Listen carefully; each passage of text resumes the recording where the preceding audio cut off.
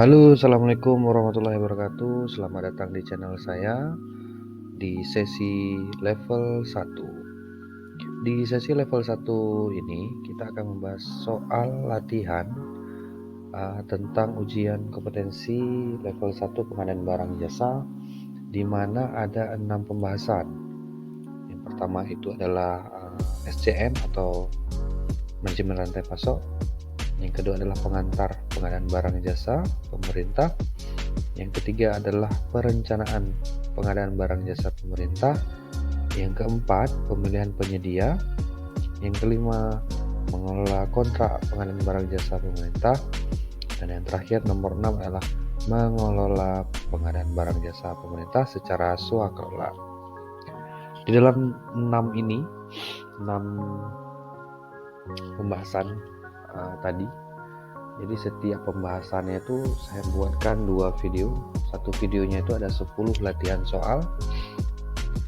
Jadi mungkin nanti total ada sekitar 120 soal. Semoga dengan soal-soal latihan ini dapat membantu teman-teman dalam mempersiapkan diri mengikuti ujian kompetensi level 1. Nomor 1, dalam pengendalian kontrak dinyatakan kritis apabila A. Dalam periode pertama, selisih keterlambatan antara realisasi fisik pelaksanaan dengan rencana belum mencapai 10%. B. Dalam periode kedua, selisih keterlambatan antara realisasi fisik pelaksanaan dengan rencana lebih besar 10%. C. Dalam periode kedua, selisih keterlambatan antara realisasi fisik pelaksanaan dengan rencana pelaksana kurang dari 10% dan akan melampaui tahun anggaran berjalan. D. Dalam periode pertama, selisih keterlambatan antara realisasi fisik pelaksanaan dengan rencana lebih besar 10%. Jawabannya adalah D. Dalam periode pertama, selisih keterlambatan antara realisasi fisik pelaksanaan dengan rencana lebih besar 10%. Dalam pengendalian, kontrak dinyatakan kritis apabila yang pertama, dalam periode pertama, selisih keterlambatan antara realisasi fisik pelaksanaan dengan rencana lebih besar 10%. Yang kedua, dalam periode kedua, selisih keterlambatan antara realisasi fisik pelaksanaan dengan rencana lebih besar 5%. Yang ketiga, dalam periode kedua, selisih keterlambatan antara realisasi fisik pelaksanaan dengan rencana pelaksanaan kurang dari 5% dan akan melampaui tahun anggaran berjalan. Yang terakhir, pada saat kontrak dinyatakan kritis, pengawas pekerjaan memberikan pernyataan secara tertulis kepada penyedia. Nomor 2, pemutusan kontrak dapat dilakukan secara sepihak oleh PPK karena kesalahan penyedia. Adapun tahap setelah pemutusan kontrak secara sepihak tersebut adalah A. Pokja pemilihan dapat menunjuk pemenang cadangan berikutnya pada paket pekerjaan yang sama atau penyedia yang mampu dan memenuhi syarat.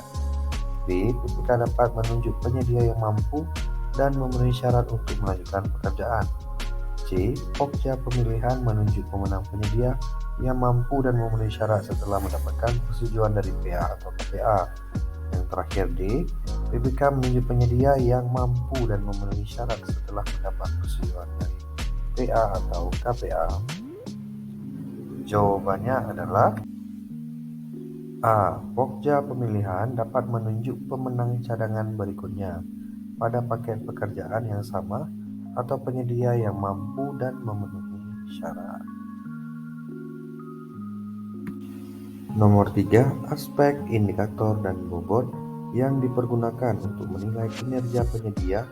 Salah satunya yaitu A. Kualitas dan kuantitas dengan indikator kesesuaian diberikan bobot 30%. B. Biaya dengan indikator kemampuan pengendalian biaya diberikan bobot 30%. C. Layanan dengan indikator komunikasi dan tingkat respon diberikan bobot 30%. Atau D. Waktu dengan indikator kecepatan diberikan bobot 30%. Jawabannya adalah A. Kualitas dan kuantitas dengan indikator kesesuaian diberikan bobot 30%. Untuk yang B, salahnya adalah di persennya. Seharusnya untuk biaya itu diberikan bobot 20%. Untuk yang C begitu juga ya, layanan dengan indikator komunikasi dan tingkat respon diberikan bobot 20%. Sedangkan yang D itu seharusnya bukan kecepatan indikatornya, tapi melainkan adalah ketepatan. Nomor 4, pengadaan pemeliharaan gedung dengan nominal 49 juta, maka bentuk kontrak yang tepat adalah A. Bukti pembelian, B. kwitansi, C. SPK, atau D. surat pesanan. Jawabannya adalah C. SPK. Untuk pengadaan pemeliharaan gedung itu nominalnya dari Rp1 sampai 200 juta menggunakan SPK, tidak menggunakan bukti pembelian ataupun kwitansi. Untuk surat pesanan sendiri ini dilakukan untuk pengadaan melalui e-purchasing. Nomor 5, selama pelaksanaan kontrak, seluruh kegiatan yang berhubungan dengan kontrak tersebut perlu untuk didokumentasikan. Salah satu tujuan perlunya dokumentasi dimaksud adalah A. Untuk mendukung keterbukaan informasi publik, B. Agar arsip organisasi menjadi rapi, C. Sebagai bahan dalam rangka penyusunan kebijakan organisasi, atau D. Sebagai bentuk penerapan akuntabilitas. Jawabannya adalah D. Sebagai bentuk penerapan akuntabilitas. Ada 3 tujuan perlunya dokumentasi. Yang pertama adalah sebagai bahan pembelajaran bagi organisasi. Yang kedua sebagai bukti-bukti apabila terjadi perselisihan di kemudian hari. Dan yang terakhir adalah sebagai bentuk penerapan akuntabilitas.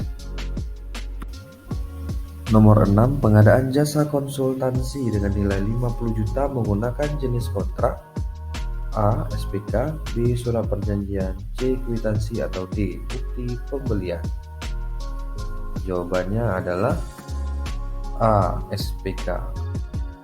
Untuk yang B, surat perjanjian, ini merupakan jenis kontrak untuk jasa konsultansi di atas 100 juta.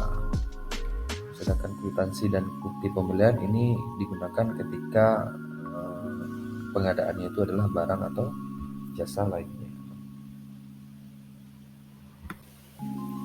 Nomor 7, tim yang berupaya melakukan kegiatan dalam rangka mencapai keberhasilan pengadaan barang jasa pada suatu organisasi mencapai tujuan sesuai yang tercantum dalam kontrak adalah pengertian dari A. pejabat pembuat komitmen, B. tim pengelola kontrak, C. kelompok kerja pemilihan, atau D. agen pengadaan. Jawabannya adalah B. tim pengelola kontrak. Nomor 8, pekerjaan yang memerlukan teknologi tinggi, mempunyai risiko tinggi, menggunakan peralatan yang didesain khusus adalah karakteristik dari A. pekerjaan terintegrasi, B. pekerjaan kompleks, C. pekerjaan konstruksi, atau D. jasa konsultan non-konstruksi. Jawabannya adalah B. pekerjaan kompleks. Untuk pengertian dari pekerjaan terintegrasi ini merupakan pengadaan yang terintegrasi antara barang, pekerjaan konstruksi, jasa lainnya, dan jasa konsultan dijadikan satu pengadaan. Itu adalah pekerjaan terintegrasi. Untuk pekerjaan konstruksi sendiri itu contohnya seperti renovasi rumah, membangun rumah, membangun jembatan, itu pengertian dari pekerjaan konstruksi ya. Dan yang terakhir jasa konsultan non-konstruksi ini merupakan jasa misalnya kayak lawyer, itu karena non-konstruksi, akuntan, dokter, dan sebagainya. Nomor 9, surat perintah dari BPK ke penyedia barang untuk segera memulai pelaksanaan pekerjaan sesuai kontrak adalah A. surat perintah mulai kerja, B. surat perintah pengiriman, C. berita acara serah terima, atau D. surat penunjukan penyedia barang jasa. Jawabannya adalah B. Surat perintah pengiriman. Nah, dikarenakan dalam soalnya ini merupakan penyedia barang, maka surat perintah dari PPK penyedia itu berupa surat perintah pengiriman. Nah, apabila penyedianya itu adalah penyedia pekerjaan konstruksi, jasa lainnya, dan jasa konsultansi, maka menggunakan surat perintah mulai kerja. Nomor 10 yang bukan merupakan pihak yang melakukan pengawasan atau pengendalian kontrak adalah A. PPK, B. Pihak ketiga yang independen, C. Kelompok kerja pemilihan, atau D. Penyedia. Jawabannya adalah C. Kelompok kerja pemilihan. Pengawasan atau pengendalian kontrak dapat dilaksanakan secara sendiri-sendiri atau bersama-sama oleh yang pertama adalah pejabat pembuat komitmen, yang kedua adalah konsultan pengawas dan konsultan perencana untuk pekerjaan konstruksi, pihak ketiga yang independen di luar pekerjaan konstruksi, yang ketiga adalah penyedia, dan yang terakhir adalah pengguna akhir.